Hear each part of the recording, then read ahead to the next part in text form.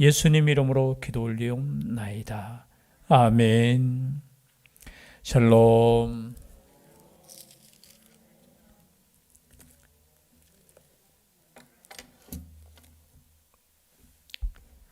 예. 고난주간입니다. 고난주간 되면 원래 특별 새벽 기도도 해야 되고 특별한 것도 해야 되지만 우리의 마음이 하나님께로 향했으면 좋겠습니다.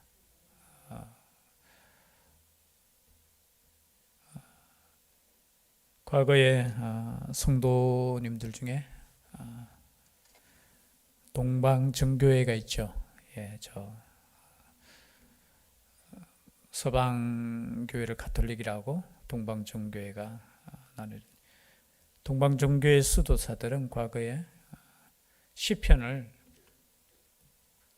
하루에 150편을 읽고 외우면서 기도했습니다. 하루에. 시편 이 성경은 굉장히 중요한 성경입니다. 그냥 시다라는 그 의미보다 우리 인간의 마음을 잘 표현하면서도 그 하나님의 뜻과 하나님의 그 은혜를 경험할 수 있는, 그래서 과거부터 이 시편 성경을 가볍게 생각하지 않고 굉장히 중요하게 생각했습니다. 우리가 예배 시간에 교동문의 거의 대부분이 성경이 어디입니까? 예, 시편이죠. 그냥 우리가 교독한다 뭐 그런 의미보다는 그만큼 이 시편 성경이 중요합니다. 물론 성경에 중요하지 않는 성경이 어디 있겠습니까마는 우리가 이 시편을 과거의 믿음의 선배들은 이 말씀을 하루에 150편을 다 읽고, 그것이 또 역사적으로 이렇게 가다 보니까 또 너무 힘드니까 가톨릭에서는 4주에 걸쳐서 이 시편을 꼭 다 읽도록 그렇게 영적인 영성의 훈련을 준 말씀이 바로 이 시편입니다. 이제 13편에 오는데요. 시편은 우리가 서론에 말씀드렸듯이 몇 권으로 구성되어 있죠? 예, 5권으로 구성되어 있습니다. 많은 시편이 거의 90편에 가까운 시편이 다윗의 시편이고, 그리고 이 5권으로 나눠졌는 것을 뭐 의미는 뭐 뒤에 또 해석하기 나름이겠지만 의미 있게 이것을 편집했죠. 시간 순서로 이렇게 기록된 것이 아니라 편집자에 의해서 편집이 되었다라고 칠 때 보통 1편부터 41편 1권이죠. 다윗에 의해서 이것이 정리가 됐다라고 보고 있고요. 그리고 2권은 42편부터 72편까지를 2권인데요. 그리고 3권은 73편부터 89편까지 3권인데 이것은 히스기야 왕과 요시야 왕이 편집을 했다고 역사적으로 그렇게 우리가 알고 있습니다. 그리고 4권인 90편부터 106편, 그리고 5권인 107편부터 150편까지는 이제 에스라와 느헤미야에 의해서 편집이 되면서 이 150편의 이 성경 말씀이 딱 역사적으로 보면은 마치 창세기, 출애굽기, 레위기, 민수기, 신명기 이 5권과 주제가 비슷하다는 거예요. 그래서 이 시편이 그냥 막 이렇게 편집되었고 이렇게 의미 없는 것이 아니라 하나하나가 굉장히 의미 있게 기록이 되어 있고 하나님께서 그 정리도 이렇게 잘 해주셨다라는 것. 그 가운데 전체적인 주제를 말씀하라 이렇게 이야기하면 주제는 뭐냐? 복 있는 사람은 과연 누구인가? 이게 전체적인 주제입니다. 당시에 우리가 생각해 볼 때 복 있는 사람은 과연 누구냐? 어쩌면 성경의 전체적인 주제일 수도 있겠죠. 여러분 세상적으로 복 있는 사람은 어떤 사람입니까? 세상적으로 먼저 건강한 사람이겠죠. 건강에 복이 있는 사람을 복 있는 사람이라고 합니다. 때로는 우리가 또 뭐 출세해서 권력을 가지거나 또 부유해서 물질을 많이 가질 때 우리는 그 사람 참 복되다. 야, 출세했네. 야, 참 행복하겠다. 이렇게 이야기합니다. 그런데 성경에서는 끊임없이 복에 대해서 말씀하시는데 세상에서 말하는 그 복이 아니라는 겁니다. 성경에서 말하는 복은 무엇이냐? 특별히 시편에서 말하는 복은 무엇입니까? 바로 하나님의 말씀 앞에 서는 사람이 복 있는 사람이라는 거죠. 악인의 꾀를 쫓아서 성공을 쫓아 사는 인생이 아니라 하나님의 말씀대로 사는 그 사람이 복 있는 사람이라는 거죠. 이 땅에서 때로는 성공하지 못하고 이 땅에서는 성공이 아니라 핍박받고 고난당하고 그렇죠? 어려움을 겪는 그 사람이라 할지라도 예배의 자로 서는 그 사람이 어떤 사람이라고요? 복 있는 사람이라는 거죠. 끊임없이 다윗이 여러분 고난 가운데서도 하나님을 찬양하고 우리로 표현하면 하나님을 예배하는 이러한 삶이 곧 복 있는 삶이라는 거예요. 여러분 그래서 시편 우리가 쭉 보면서 항상 기억해야 될 것은 내가 복 있는 사람이지라고 믿으셔야 됩니다. 내가 복 있는 사람이다. 여러분 이 시간에 나와서 하나님을 찬양하는 거, 이 시간에 나와서 기도하는 거, 이 시간에 우리가 말씀을 듣는 거 이게 별거 아닌 것이 아니라 하나님께서 허락하신 복 중에 가장 큰 복이라는 거예요. 여러분 이것을 믿고 우리가 하나님께 나아갈 때 우리 마음속에 감사가 넘칠 겁니다. 기쁨이 넘칠 것입니다. 여러분 기도 제목이 얼마나 많이 있겠습니까? 그죠? 오늘 본문의 말씀처럼 23편의 주제가 뭡니까? 어느 때까지입니까? 이 제목을 거의 대부분이 목사님들이 이 제목을 붙일 겁니다. 어느 때까지입니까? 어떤 목사님은 이제 눈을 밝힐소서, 우리가 3절에 나오는 그 눈을 밝힐소서도 참 중요한 구절이거든요. 그런데 대부분의 목사님들이 제목을 붙일 때 아마 이 제목을 붙일 것 같습니다. 어느 때까지니까, 어느 때까지. 이 표현은 뭐예요? 지금 다윗은 정말 힘들다는 거예요. 그래서 하나님께 지금 외치는데 아이고 이거 언제까지입니까? 우리로 표현하면 그냥 너무 힘들어요. 너무 힘들어요. 그냥 언젠지는 모르겠지만 이 다윗이 10년 동안 그죠? 사울에게 쫓길 때인지 그때인지는 모르겠지만 정말 너무 힘들다는 그러니까 하나님 앞에 언제까지입니까? 언제까지? 우리 가끔 그런 기도하지 않습니까? 하나님 언제까지 내가 이렇게 힘들어야 됩니까? 여러분 누구나 이러한 다윗의 외침을 할 수 있습니다. 세상에 살아가면서 얼마나 이런 시간들이 많이 있었겠습니까? 우리의 믿음의 선배님들도 보면 그렇죠? 평탄했습니까? 다 잘 풀렸습니까? 그렇지 않잖아요. 때로는 답답할 때 있고 정말 하나님께서 나를 보시지 않는 것. 오늘 1절 2절 우리가 다시 한번 읽어보겠습니다. 시작. 여호와여 어느 때까지니까 나를 영원히 잊으시나이까 주의 얼굴을 나에게서 어느 때까지 숨기시나이까 나의 영혼이 번민하고 종일토록 마음에 근심하기를 어느 때까지 하오며 내 원수가 나를 치며 자랑하기를 어느 때까지 하리이까. 계속해서 뭐예요? 어느 때까지, 언제까지 하나님? 언제까지 나를 영원히 잊으시나이까? 주의 얼굴을 나에게서 어느 때까지 숨기시겠나이까? 여러분 이 말씀을 읽을 때 참 다윗의 그 심정이 막 느껴지지 않습니까? 하나님은 언제까지 응답하시지 않습니까? 하나님 아버지 언제까지 내가 이렇게 고난을 당해야 됩니까? 마치 이것은 믿음이라기보다는 조금 그저 반항하는 투로 이렇게 느껴질 수 있을 겁니다. 그런데 그렇게 여러분 그렇게까지는 볼 필요 없을 것 같아요. 이거는 하나님의 은혜에 대한 갈망하는 심정을 지금 토하는 거죠. 하나님 언제까지 제가 인내해야 되고 언제까지 제가 참아야 되고 언제까지 제가 고난을 당해야 됩니까? 어쩌면 이것은 불평이 아니라 하나님에 대한 간절한 그 마음. 기도는 뭡니까? 다른 게 아니잖아요. 우리의 형편을 그냥 아뢰는 게 기도잖아요. 여러분 1절 2절은 그냥 지금 다윗의 심정을 그대로 아뢰는 거예요. 하나님 내가 너무 답답합니다. 여러분 기도할 수 있는 것 자체가 하나님께 은혜 아니겠습니까? 우리가 기도할 수 없는 것조차 그때가 제일 힘든 거예요. 사실은 정말 힘들 때 언제냐? 우리가 기도할 수도 없을 때 여러분 다 경험했을 겁니다. 기도도 안 나와요. 여러분 힘들어서 주님께 나온다는 것 자체가 여러분 살아있다는 증거잖아요. 그런데 어떨 때는 주님께 나오는 것조차 힘들어. 사실 그럴 때 있지 않습니까? 다 없습니까? 믿음으로 사셔가지고. 근데 진짜 우리가 살다 보면 하나님 내가 왜 이렇게 힘들어야 되지요? 때는 어떤 실패를 경험할 때 하나님 정말 나를 보고 계시는 거 맞아요? 아니 내가 구원받은 사람 맞아요? 하나님의 자녀가 맞아요? 때는 하나님께서 침묵하실 때 우리 얼마나 답답합니까?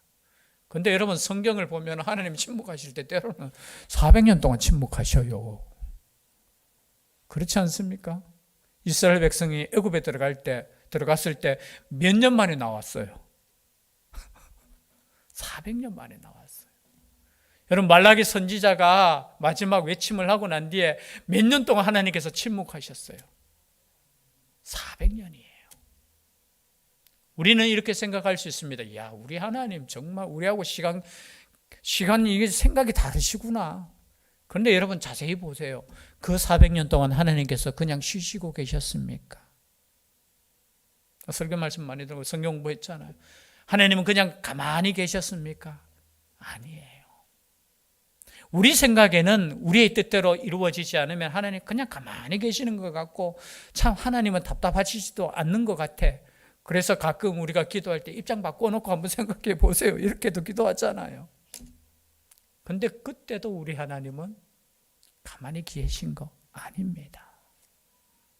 여러분 어느 부모가 자녀가 힘들 때 아이고 그냥 모른 척하고 그냥 이렇게 아니죠. 하나님의 뜻이 있다라는 거예요. 뜻이.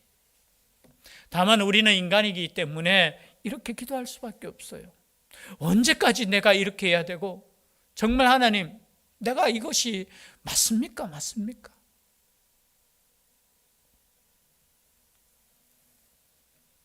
나를 영원히 잊으셨습니까? 누구나 이런 기도가 나올 수 있어요. 주의 얼굴을 언제까지 숨기시겠습니까?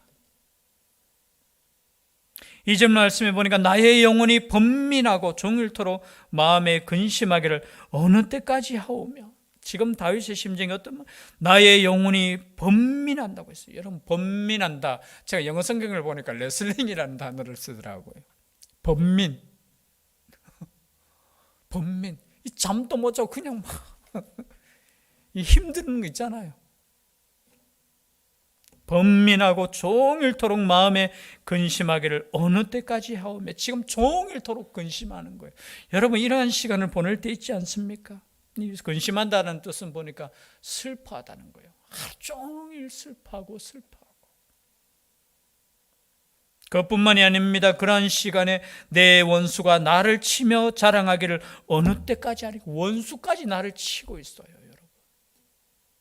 아니 이 정도 되면 하나님께서 응답해 주셔야 되는데 그때에도 침묵하고 계신다는 거예요. 여러분 얼마나 답답하겠습니까? 여러분 오히려 우리가 기도하지 않을 때는 괜찮아요. 왜? 기도하지 않았으니까 괜찮은데 기도할 때 응답하시지 않을 때, 응답하시지 않는 것 같을 때, 문제 해결이 안 될 때 그것만큼 답답할 때 어디 있습니까? 다윗은 꼭 이 심정이에요 지금. 아니 하나님께 기도하지 않는 것도 아니고 하나님께 기도했는데 하나님은 응답하시지 않는다는 거예요. 그렇게 느껴진다는 거예요. 그것을 그대로 하나님께 지금 외치는 겁니다. 언제까지 어느 때까지 지금 4번이나 반복해서 4번이나 여러분 기도에 4번 3번도 아니잖아요. 보통 유대인들에게 있어서 3번은 뭐예요? 완전한 수라고 했잖아요. 3번 기도했으면 다 했는 거예요. 3번 하나님이 응답하시지 않으면 다 했는 거야. 그런데 지금 4번이나 어느 때까지 합니까, 여러분?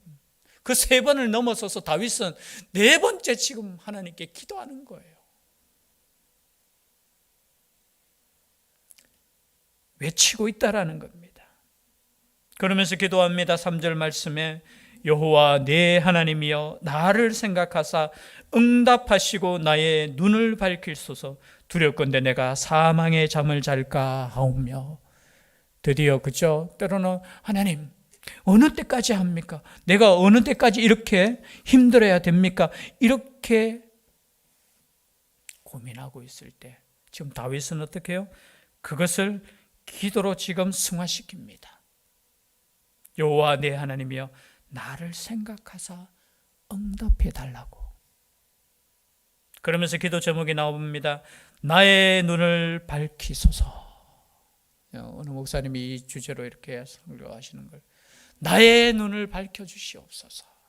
여러분 가장 위험한 것이 뭐냐? 우리 앞에 닥친 위기가 아니라는 거예요. 문제가 아니라는 거예요. 우리의 인생은 어차피 한 번은 그죠? 살다가 그죠? 가는 겁니다. 영원한 삶이 아니잖아요. 이 땅에서는.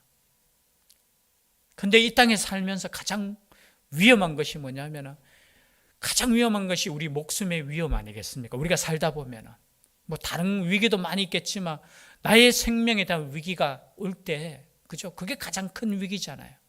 근데 그것보다 더 큰 위기가 있습니다. 그것은 무엇이냐면 우리의 영혼의 위기라는 거예요. 여러분 이 땅에 살아가면서 우리가 힘들 때, 어려울 때 그 힘듦과 어려움이 문제가 아닙니다. 여러 가지 문제가 일어날 수 있겠죠. 건강의 문제도 일어날 수 있고, 그리고 우리의 물질적인 문제도 일어날 수 있고, 여러 가지 관계의 문제도 일어날 수 있고, 정말 여러 가지 문제가 우리 앞에 일어날 수 있지만 제일 큰 문제는 이 문제 앞에 우리가 낙심하고 불신앙이 된다는 거예요. 우리의 눈이 그냥 어두워진다는 거예요. 그리고 사망의 잠을 자는 것이 가장 큰 위기라는 겁니다. 여러분 그렇지 않겠습니까? 여러분 모든 것을 잃어도 그건 조금 잃었다고요. 우리가 어떤 유명한 사람이 이야기했잖아요. 근데 여러분 신앙 잃으면 다 잃은 겁니다. 근데 모든 것을 잃었습니다. 그런데 신앙을 가지고 있으면 모든 것을 얻은 사람입니다. 성경은 그것을 말해주고 있어요. 여러분 신약에 가면 수많은 순교자들이 일어나잖아요. 그 수많은 순교자들은 어떤 사람들입니까? 모든 것을 세상에서 잃어버린 사람들이에요. 아니 조금 더 오래 살 수 있고 또 성공할 수도 있고 그냥 누릴 수 있는 그 모든 삶을 포기하고 그냥 모든 것을 잃어버렸는데 그 사람들이 모든 것을 가진 사람들이잖아요. 왜요? 하나님을 믿었기 때문에. 여러분 이것만큼 소중한 게 없고 이것만큼 중요한 것이 없다라는 거예요. 그래서 다윗은 기도합니다. 나의 눈을 밝혀달라는 거예요. 이게 눈이 뭐예요?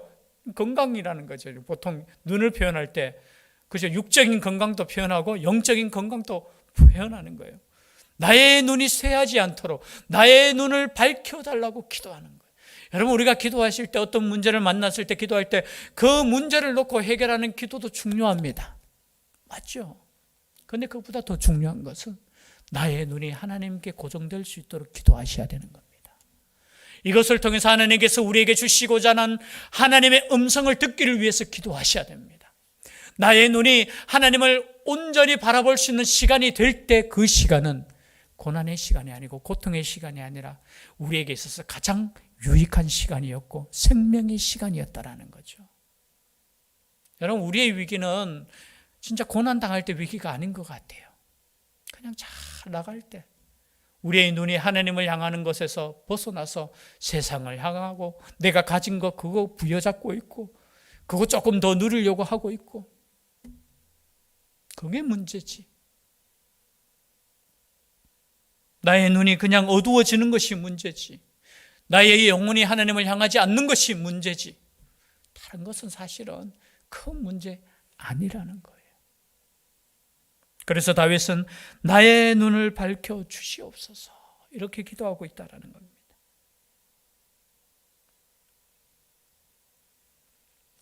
여러분 이 땅에 살아가면서 수많은 고난이 있을 것입니다. 고난이 있을 때 때로는 이렇게 생각합니다. 사실은 성경을 읽다 보면 시험 들 때 많이 있어요.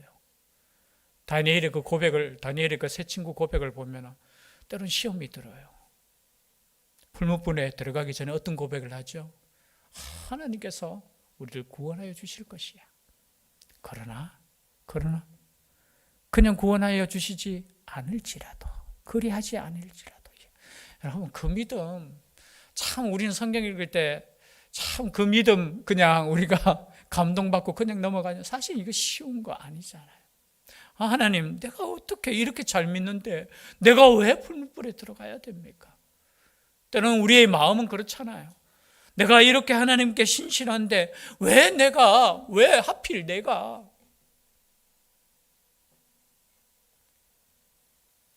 여러분, 손양훈 목사님의 두 아들이 죽었다는 거 아시죠?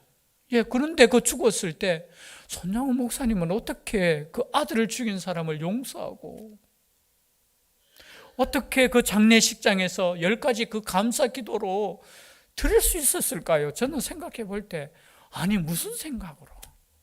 여러분, 우리는 때로는, 믿음의 사람은 그렇게 해야 되지 않나 이야기하지만, 내가 막상 그렇게 당하면은, 여러분, 어떻게 기도 제목이 나올까요? 하나님, 왜 하필 납니까? 왜 하필 이런 일이 나에게 일어납니까? 우리는 그렇게 고백할 수밖에 없잖아요.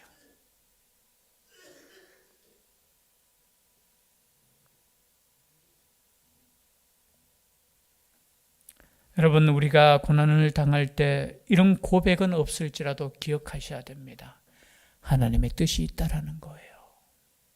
참 이렇게 멋지게 고백하고 하나님 주시는 그 고난도 내가 넉넉히 이기고, 오늘 다윗이 이렇게 말하는 어느 때까지입니까? 이거 말고 끝까지라도 저는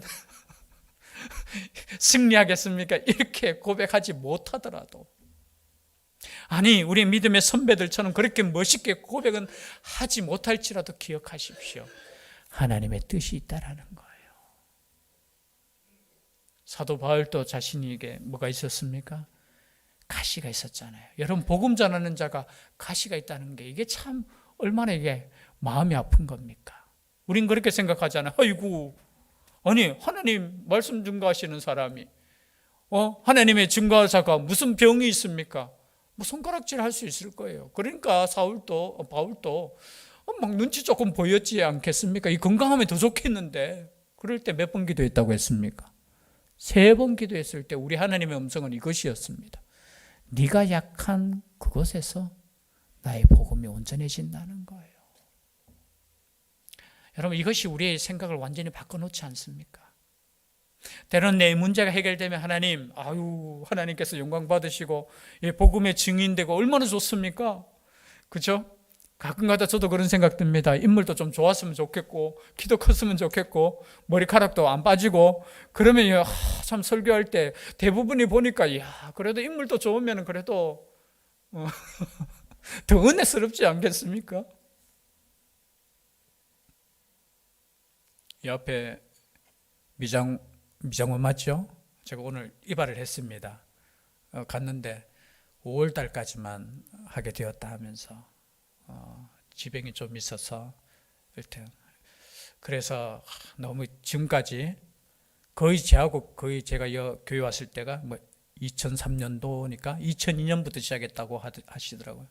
그동안 너무 감사했다고 하면서 끝까지 이렇게 와주셔서 진짜 언제 오시나 그래도 인사는 드려야 되지 않겠나 하면서 그렇게 말씀하시면서, 목사님은 참 목사님 안 했으면 뭐 했겠습니까? 하면서 그냥 얼굴에 선함이 막 저를 모르시는 것 같아요. 제가 얼마나 못됐고 그래도 그냥 그렇게 말씀해 주시니까 제가 얼마나 정말 목사님 보니까 진짜 목사님 같다 하면서 그냥 표정이 그냥 너무 인자하시고, 아무리 내가 봐도 내 얼굴 봐도 그렇지 않은데.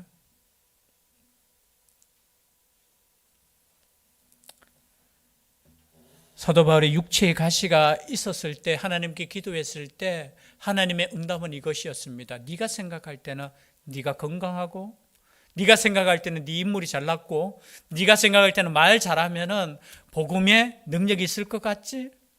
전도 잘 될 것 같지? 하나님의 응답은 아니었어요. 여러분, 우리가 이 땅에 살아가면서 우리가 하나님의 나라를 위해서 살아가는 우리의 인생이라면 때로는 그런 생각 가지지 않습니까? 하나님, 내가 잘 돼야 되지요. 이게 무슨 꼴입니까? 내가 왜 문제가 있어야 됩니까? 아니요. 그 문제를 가지고 있을지라도 하나님께 감사하고 하나님께 찬양하고 하나님께 예배자로 사신다면, 여러분, 그것이 더 하나님을 영화롭게 하는 거예요. 다윗의 고백이 이러한 고백이라는 겁니다.